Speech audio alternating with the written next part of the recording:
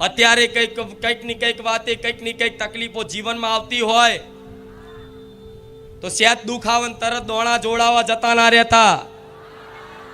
સેત દુખાવન ભુવાઓ જોડે કંઈક ચેક કરાવવા ના જતા.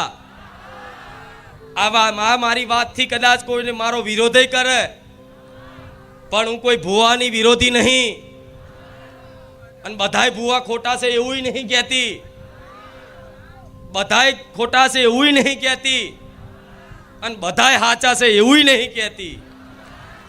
પણ જે સ્વાર્થથી પોતાનો સ્વાર્થ પૂરો કરવા માટે દુખિયારાઓ જોડે કંઈક ને કંઈક ઊંધી સીધીઓ વિધિ બતાવી અને પૈસાથી લૂંટ કરે છે ને, એના માટે મારા ભગવાને મને જાગૃત બનાવી છે.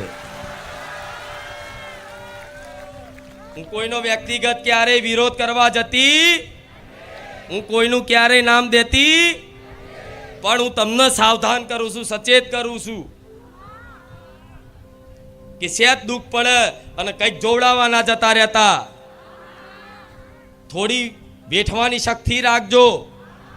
બહારની પરિસ્થિતિ ગમે તેવી ભયાનક હશે, ગમે તેવી દુઃખદાયી હશે, એ પરિસ્થિતિ જોતા કદાચ બીજા લોકોને બીજા તમારા કોઈ હોય અને કદાચ તમારી પરિસ્થિતિ જોઈને કદાચ આહુડ આવી જાય, એવી પરિસ્થિતિમાં જો કદાચ મારા નામનો વિશ્વાસ હશે ને મારા રામનું નામ હશે ને, તો એ પરિસ્થિતિમાં તમને હસતા રાખીશ કાયમ માટે.